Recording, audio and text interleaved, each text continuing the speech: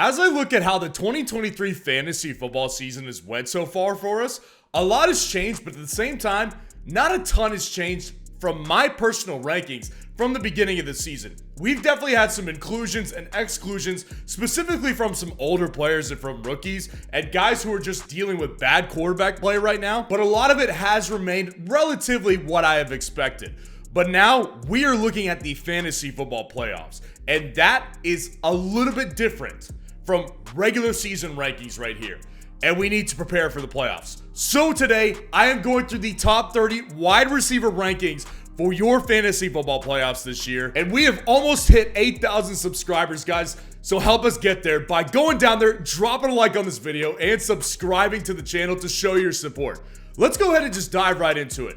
So these first two tiers right here, this is where my most confidence is. In tier 1, we've got Tyreek Hill. Obviously, Tyreek Hill has been just an outrageous player this season.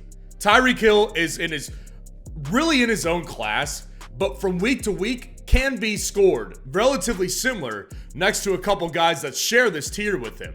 Tyreek Hill, the playoff schedule doesn't worry me. I've had a lot of people asking me, what do you think of his playoff schedule? My short answer is I'm not worried about it one bit. And the reason why is because even in the toughest of opponents, he can still put up 20 to 30 points. Tyreek Hill's floor is basically like 15 points. Now, sometimes he'll have a bad game for him, get you like 6 or 7 points. But Tyreek Hill, for the most part, when you've got this kind of upside, you just can't go another direction. And it's CeeDee Lamb is at number 2. And this might come off as, I don't think it's going to come off as controversial. I'm filming this after the Thanksgiving Day game. And I think at this point, a lot of people just accept that he's elite. He's an elite wide receiver in the NFL, which makes him an elite fantasy football player. CeeDee Lamb is truly elite. Over 17 points per game. You can see the target share that he's getting. You can see the yards per game that he gets. CeeDee Lamb is elite. And Dak Prescott, by the way, playing his best football. Now, their schedule you can see on the screen, that's not an easy schedule. CeeDee Lamb does not have an easy go of it. But to me, how much does it really matter when this guy's giving you this type of level of production on a week-to-week basis? CeeDee Lamb is number 2 for me. And A.J. Brown is the last guy in tier 1. And I know he's coming off a really bad week 11 performance in which he got like 1 catch. And A.J. Brown does this thing where he can look, pretty destructive on the sidelines sometimes if he's not getting what he wants.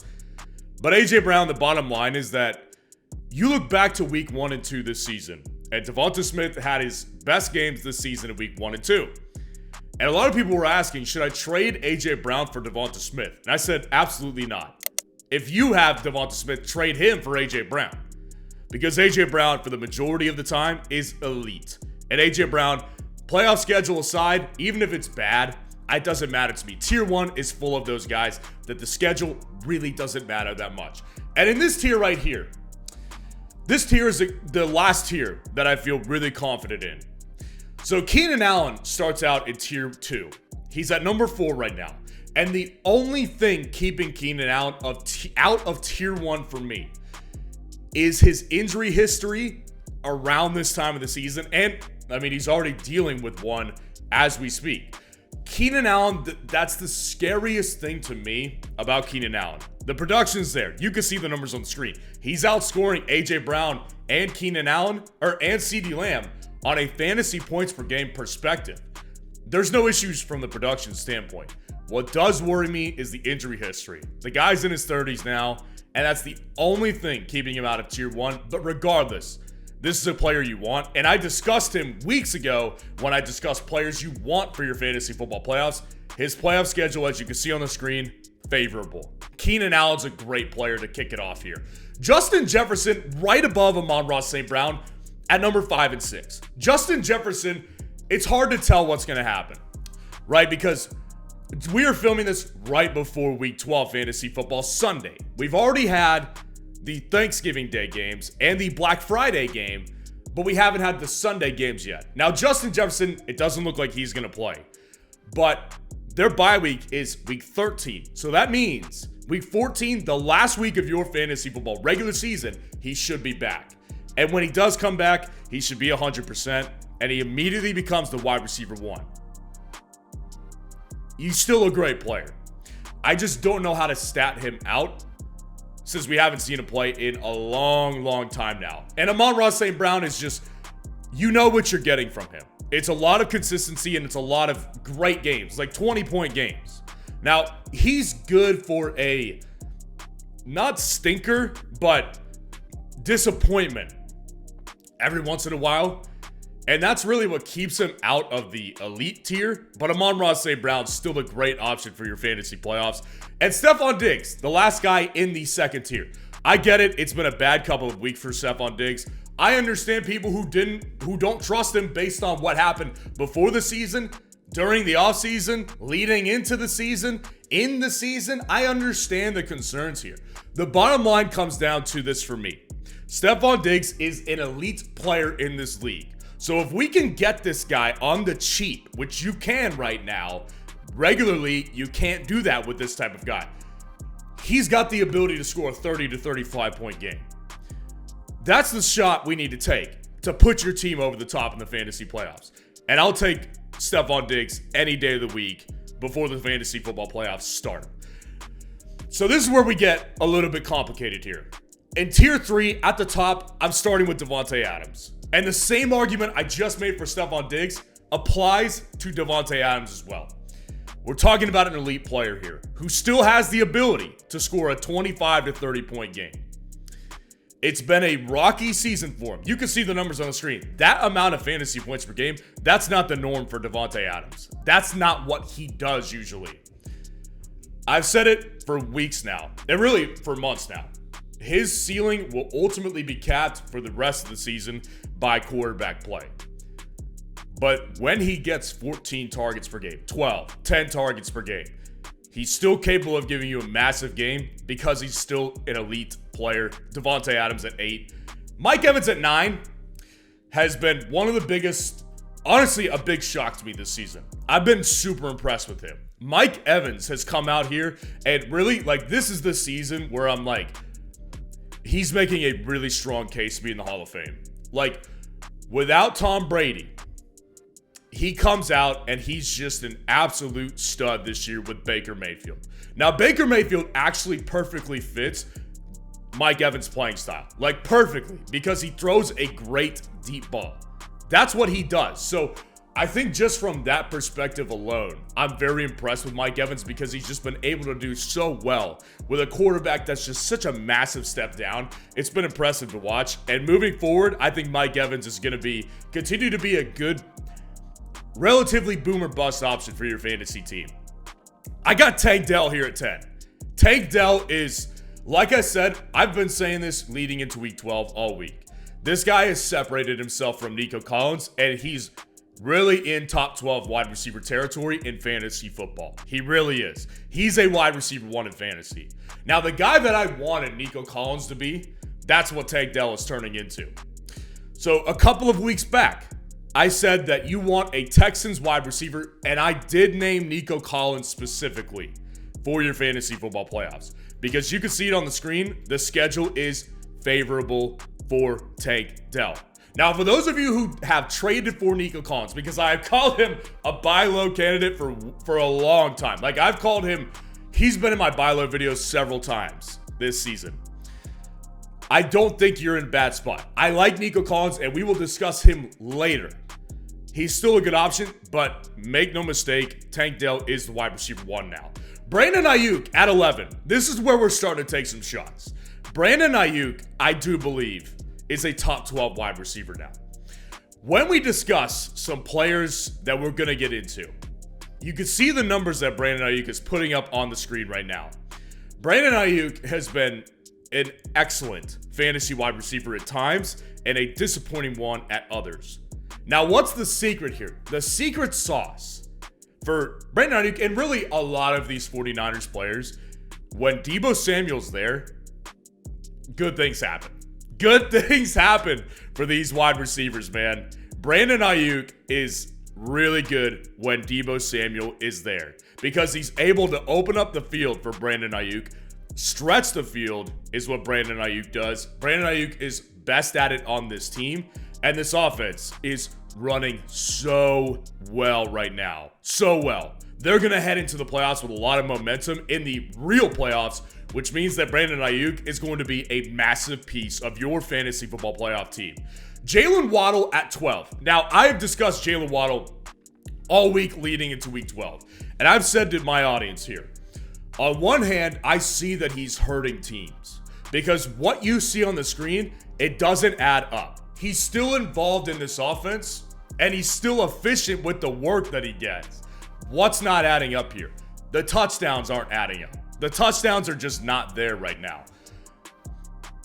What I said about Jalen Waddle is that if he can't come in and start to close the gap with touchdowns, we're going to have a massive come to Jesus moment and he's going to have to drop. But the reality is, guys, when you've got a wide receiver of this level of talent on the most explosive offense in the NFL, it's hard for me to put him outside of the top 15 at the least, and it's hard to get him outside the top 12. So that's why Jalen Waddle is here. I've got Puka Nacua one spot above DJ Moore. Puka Nacua, it really has become it's been a wild season for him. Like, there's no other way to describe it. Unknown rookie by many, many people. Comes in and immediately is dominant. Emerges as some would argue at this point the best wide receiver in Los Angeles above Cooper Kupp, and notice that Cooper Kupp has not been named yet. So I believe Puka Nacua is the best fantasy option at the wide receiver position for the Los Angeles Rams. It's hard to tell exactly what's going to happen, but the ceiling is there. And the thing about DJ Moore is his ceiling with Justin Fields absolutely there. Absolutely. The only reason I have Puka one spot above, because you look at these guys, their numbers are not actually that far off. But what else is very similar about them is that they're both in offenses that are in complete flux, like for different reasons. The Bears have issues with Justin Fields and their team as a whole. The Rams have offensive injuries galore right now. So there's a lot of issues and similarities there. Where it separates for me is DJ Moore doesn't see the target share that Puka Nacua does. That's where it separates for me. Chris Olave at 15, one spot above Michael Pittman at 16. Chris Olave, you can see both their numbers on the screen right now. Now, Michael Pittman is clearly the wide receiver one in this offense. There's no question about it. And so is Chris Olave. Chris Olave's target share does not match what his fantasy production should be. His fantasy production should be through the roof. Of every available metric that matters in fantasy football, it doesn't make sense why he's doing this. And when you look at it, watch him on the field, the dude is involved. The dude has been involved. I have consistently stated my problem with Chris Olave this season, which is that at times he looks not only lost and like he doesn't know what he's doing, but a lot of times he looks disinterested. I have a problem with that. The only reason he's above Michael Pittman is because Michael Pittman's quarterback play has been his demise. If Michael Pittman had Anthony Richardson, I have no question in my mind that Michael Pittman would be a top 10 wide receiver in fantasy this year. I'm not joking. He's been really good, and a lot of it I think is motivated by a contract year. But that doesn't change the fact that Michael Pittman still is a top 20 wide receiver for the fantasy football playoffs. Adam Thielen at 17. Adam Thielen has been, like, if you look at it, the numbers on the screen and where he's at right now in fantasy, it doesn't make a lot of sense why Adam Thielen is below guys like Olave and Michael Pittman. Adam Thielen, I have said this consistently with him. What I have a problem with guys like Adam Thielen, with guys like Marquise Brown, is that they're on bad teams that are basically, I mean, at this point, Carolina is like, not only are they out of the playoff hunt, but they're in firm position to get first overall in the NFL draft this year. Like, it doesn't get a lot worse. It doesn't get any worse than it does. So at some point, I worry that when you get this late into the season, and most of your fantasy playoffs start week 15 and in week 17, by that time, I'm worried that they're going to be pulling guys to not get them hurt, or if they get the slightest little injury, they're done. That's what I worry about here with Adam Thielen, and I just think that with a team this bad, it's hard to keep them motivated for the whole year. That's my problem with Adam Thielen. Jamar Chase at 18. It's hard to tell. It really is hard to tell right now what we're going to see with Jamar Chase. Like, Jamar Chase is in a situation where the talent, nobody questions the talent. Like, who is questioning Jamar Chase's talent? Jamar Chase is a similar situation to Garrett Wilson right now, honestly. Garrett Wilson should have had a breakout top 10, borderline top 5 fantasy season this year. Of course, he's dealt with Zach Wilson and now Tim Boyle as his quarterbacks right now. It's one of the greatest tragedies of 2023 fantasy football. Jamar Chase has become the greatest casualty for your fantasy playoffs. Again, it's hard to tell. I'm not even filming this before we've seen a Jake Browning full game. So he may come out and he may still be a dominant player. I don't see it that way. I just don't. Jamar Chase has had excellent chemistry with one guy, and it's been Joe Burrow. And it's no fault of his. Him and Joe Burrow are tremendous together. But the reality is, when you've got a quarterback of that level out for the season, it's going to result in a drop-off 99.9% of the time. Nico Collins, one spot above Cooper Kupp. I do prefer Nico over Cooper Kupp for the playoffs. First of all, Nico Collins, I said this with Tank Dell. I discussed this weeks ago on a video I made about players you want for the fantasy football playoffs. And I said Nico Collins is in there.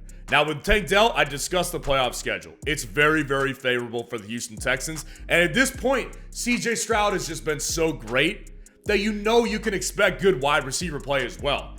And when I look at Cooper Kupp, not only is he dealing with injury right now, but there's injuries to his quarterback. The offensive line is no good. Puka Nacua is starting to emerge as the wide receiver one in this offense. There's issues here with Cooper Kupp for me. Now, I personally prefer Cooper Kupp over a guy like Christian Kirk and DK Metcalf who are following him at 21 and 22. Christian Kirk, to me, the target share is there. The involvement is there. The chemistry with Trevor Lawrence is there. The ceiling has not been that high. Really, the ceiling for Christian Kirk is like an 18-point game. And that's fine. Like, that's totally fine. If your averages are between 11 and 18 points, that's a good fantasy player. And that's why Christian Kirk is a top 24 wide receiver right now in fantasy football. Christian Kirk is just not have the ceiling of Cooper Kupp, and I don't think DK Metcalf does either. It's a personal preference thing for me with DK. DK Metcalf, I have admitted that a lot of this season, like, I just got to accept reality here with DK Metcalf, and it's that he is the wide receiver one. Never had a problem with the player. Player's great. But for years past, and at the beginning of this season, he wasn't being targeted like the wide receiver one. It's clear that he is now. It's clear that he is. The DK Metcalf problem simply, at this point, relies on a bad quarterback. Geno Smith is not good. He limits this team very badly. That's the problem that DK Metcalf has. And that's why I would prefer Cooper Kupp over DK Metcalf, because I know that if Matt Stafford and Cooper Kupp are both at 90% health, Cooper Kupp can explode for a 25 to 30 point game. With DK Metcalf, he's open. He gets the target share, but his quarterback is simply just not good. Not only is he not good, Geno Smith sucks. Geno Smith sucks, guys. He's not a good quarterback at all, and that limits DK Metcalf's upside. Deebo Samuel at 23.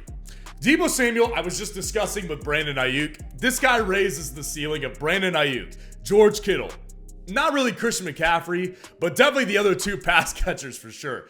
He opens up so much of this offense, but in a weird way, as a result, most of the time, aside from, we have Thanksgiving game to go off of now, and he was very good in the Thanksgiving game, got in the end zone. Most of the time, though, it's the other pass catching options that are benefiting it as a result. George Kittle over the middle of the field. Brandon Ayuk stretching the field, because Deebo Samuel is a threat underneath, a massive threat. They've got players on every level of this field. George Kittle over the middle, Brandon Ayuk stretching the field, Deebo Samuel. It all happens to those guys because Deebo Samuel is a threat underneath. That's why it happens for those other guys. But Deebo Samuel at the same time, when he gets work, it's always underneath. And that's why you see his yards per game, it's not very high. That's just the reality here. He doesn't have as many breakaway plays because a lot of the times his work is underneath, which is fine. It gives him a relatively low ceiling, but it gives him a pretty stable floor. So as long as he's involved, I think Deebo Samuel's a fine fantasy option. I just don't prefer him over a guy like DK Metcalf, who could easily break off a 75-yard touchdown run if his quarterback can get him the friggin' ball. Amari Cooper, one spot above DeAndre Hopkins. Amari Cooper, it's been he's had one of the craziest seasons, I think. He's had 3 quarterbacks, and the Browns are somehow in the AFC wild card. And they're not far off from being the division winner. They're not. So Amari Cooper has been a big part of that too. He's had big plays like he always does, but a lot of the times, man, it's the same thing with DeAndre Hopkins. Both of these guys still have a 25-point ceiling. You can get that from him, and you have gotten that from them both this season. But you also get a 4 to 3-point floor. And honestly, most of the time, they go towards that floor, and it's really hard to predict when they hit the ceiling because neither one of them, I don't think, are especially cratered by a matchup or helped by a matchup. It's entirely up to their quarterback play, which both of them have experienced a lot of struggles with.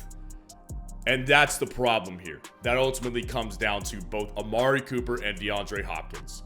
Jaden Reed, I've got it 26. So let's kind of go back before season, during season, at this point. Before the season, my golden boy was Jackson Smith-Njigba. I said this is the guy that's going to get you fantasy football championships. I was wrong about that. I don't see that at this point with Jackson Smith-Njigba. I still love the player. I love him for next year. I don't think this is going to be the year where we're seeing a massive breakout in the last several weeks in the fantasy playoffs. Who I see it, and then mid-season, it became Jordan Addison. Jordan Addison became the guy mid-season. Now, there's 2 rookies that I absolutely love. There's 3. Tank Dell, Puka Nacua, and Jaden Reed. Jaden Reed is the biggest underdog sleeper top 30 wide receiver right now. After the Thanksgiving game, he's a top 20 wide receiver in fantasy football. That's real. That's real 100%. Jaden Reed, I have discussed over the weeks. I believe he has evolved and broken through as the wide receiver 1. Now, Christian Watson just had his best game of the season. Great job. Congratulations. We're going to throw you a massive party, give you a cake, because you finally did what you were exactly drafted to do in week 12 of the NFL season. Fantastic job, Christian Watson. Jaden Reed has just been a better player. He's a better player all around. He's more versatile. They're getting him the ball in a lot of ways. I think Jaden Reed is going to be a key X factor if you have the stones to start him in some of your games this year. And we'll discuss it week to week. It'll be a week-to-week thing. But Green Bay's schedule is not exactly a tough one either. I like Jaden Reed a lot in the fantasy football playoffs. Courtland Sutton, 1 spot above Marquise Brown, 27 and 28. Courtland Sutton, to me, has the floor of Marquise Brown. If you look at their numbers on the screen, they're not far off. They're really not. Marquise Brown's target share is declining. Now, Courtland Sutton's has been basically the same all year. What separates Courtland Sutton from Marquise Brown is not yards per game. It's not receptions or targets per game. What separates him is touchdowns. And I keep saying this with Courtland Sutton. It's more predictable than you may think. Because Courtland Sutton, his red zone usage is through the freaking roof. This guy is the number 1 option, not target, option in the red zone for the Broncos right now. Because he's a 6'4", 220-pound wide receiver. Dude's physically gifted, and he's got jump ball ability. They're using him exactly the way they need to use him. Now, Marquise Brown, the floor of his is similar to Courtland Sutton because if Sutton doesn't get in the end zone, he's giving you a Marquise Brown type of week. Marquise Brown has obviously been a disaster of a start for you 2 weeks straight now with Kyler Murray. I don't know what's going to happen. Again, I'm waiting on week 3 with Kyler Murray back. But the ceiling that Hollywood has, I think, is higher than Sutton's. We just haven't seen yet, and that's exactly why he's 1 spot below. Garrett Wilson and Jordan Addison rounding it out inside the top 30. 29 and 30.